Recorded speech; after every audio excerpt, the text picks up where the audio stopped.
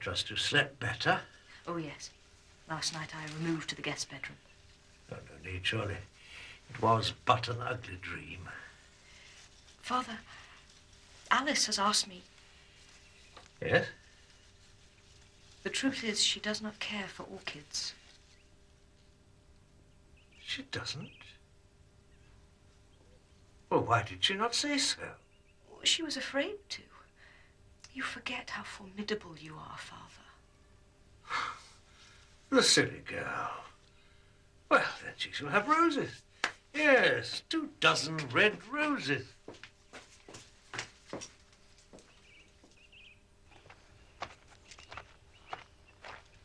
Roy was quiet enough last night. Not to rouse him, sir. Docility itself. Marked change, MacPhail. Aye. He's grown accustomed to his shackles. Poor beast.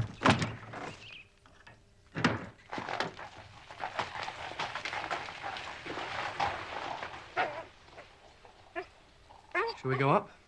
If Miss Presbury has no objection. I understand the necessity. Let us lead the way, my dear.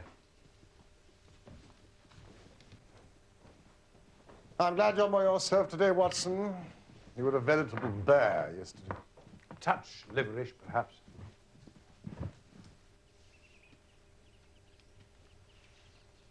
This is where the figure appeared? Yes. There's no ladder on the premises that could reach this height. No. Was the window ajar? Yes. I keep the door locked. Did the hand touch the window pane? I don't know. I fainted. Of course you did, of course you did. No, it's a formidable elevation. Yet the ivy is strong. Hedera legriensis. Torn away just here. Ah. Miss Presbury, your father has returned prematurely. No, he mustn't know you're here, Mr. Holmes. That can scarcely be avoided. However, let us go down. The back stairs? Certainly not. Bennett! What did you do in my lecture? Who the devil are you, sir? Father, I'm sorry. Mr. Sherlock Holmes. Who? The detective. Professor Presbury. My card.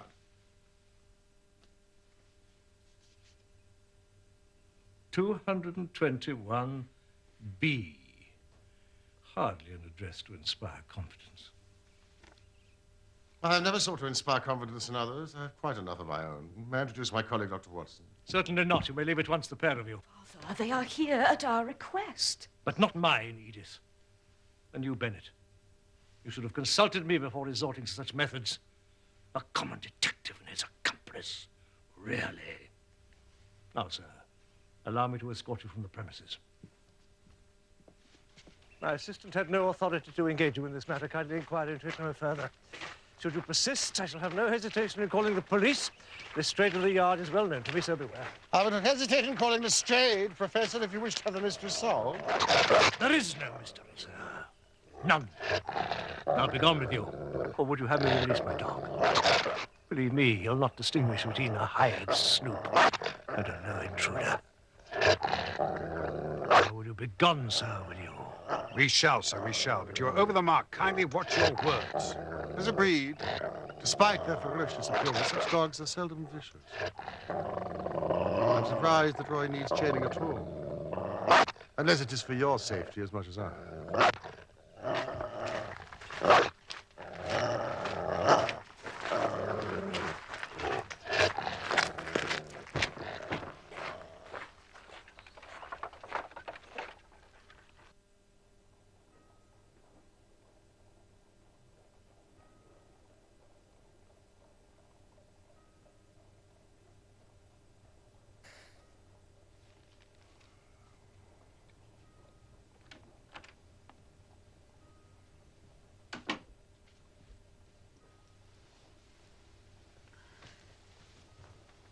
A dog reflects family life, Watson. Does it indeed? Who ever heard of a frisky dog in a gloomy home? Or a sad dog in a happy one? Snarling people have snarling dogs. You observed the Presbytery's Irish wolfhound as well as I? He growled quite as much at his master as he did at us, two complete strangers. That animal did not reserve its animosity solely for the professor. Well, we'll seek verification from young Bennett when he arrives. I sent word by way of Jock MacPhail after our meeting at the Goat and Compasses. Another of your agents, Holmes? The Presbytery's coachman. Just chartered Roy. I joined him last night for what he calls a wee Goldie. Now, here's Bennett, precipitate as ever. Come in! Good morning. Mr. Holmes, Dr. Watson, I must apologize for your unfortunate encounter yesterday. But also... There's no need. In fact, it has provided the very first clue to this odd affair. Do sit down. Thank you. Mr. Holmes, I cannot pretend I'm happy to have answered your summons. Of course. And I continue to appreciate the division of your loyalties. It's no small wonder that you have withheld so much.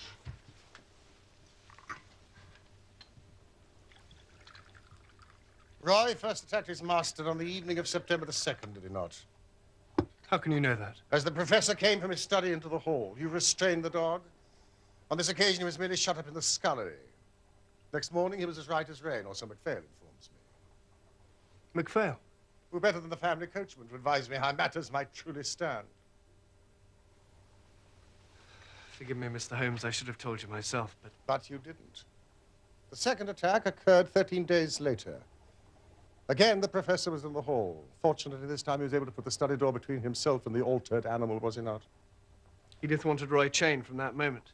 But her father overruled her.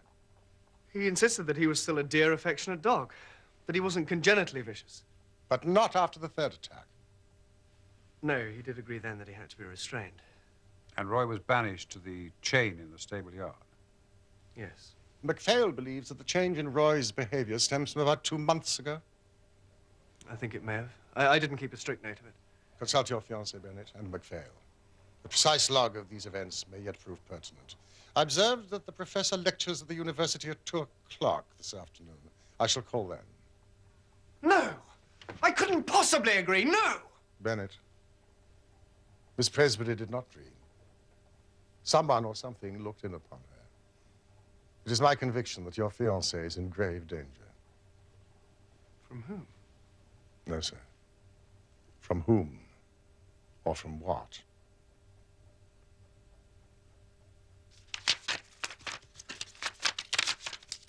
The secretary, you handle the professor's correspondence. Oh, yes, it's my responsibility to open every letter. Has it always been Miss Presbytery's habit to lock her bedroom door at night?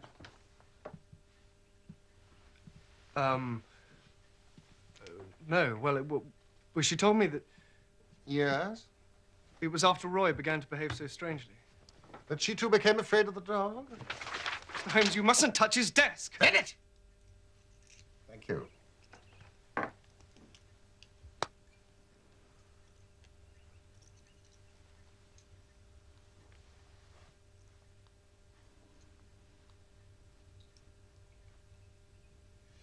Inform me of the correspondence the professor had with someone called Dorak,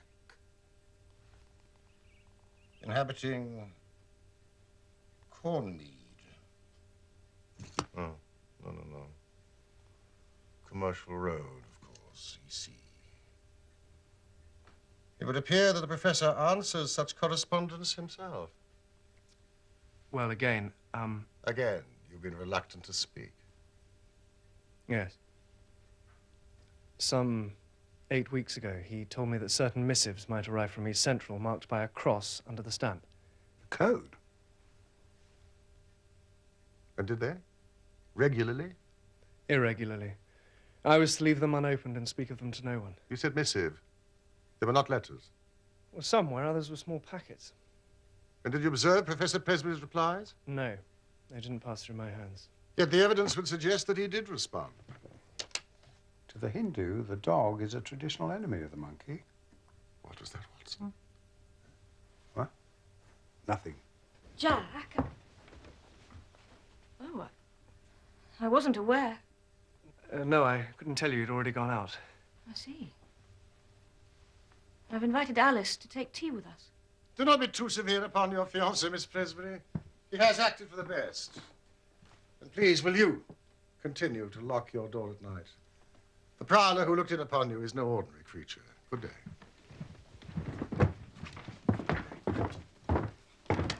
Jack, you shouldn't have brought him in here. I didn't want to, but he insisted. This is grave danger. Was that Sherlock Holmes? The Sherlock Holmes? Your observation goes to the very heart of this business, Watson. Observation? Considering the monkey and the dog, the very heart of it. Oh, you think so? If you'll be so kind as to accompany me to the university, you can drive on to the commercial road, inquire after Donna. That's not an address, Holmes. The commercial road's a mile long from Aldgate East to Limehouse. Then ask a costermonger where Donnick's shop. Shop? Come on, Watson, I'm going to be late.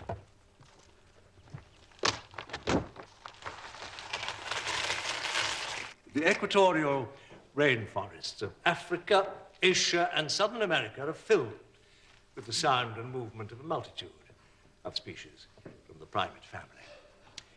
To conclude, therefore, this physical activity, the swinging amongst branches, the flying leaps from treetop to treetop, and loud, raucous calling, not only defines territorial rights in the forest, for example, for food gathering, where the tender shoots of tree and shrub are particularly prized, but also is frequently, among the males, a ritual display, either to warn off unwelcome intruders or to impress a particular female with the sexual potential of the performer. Thank you, gentlemen.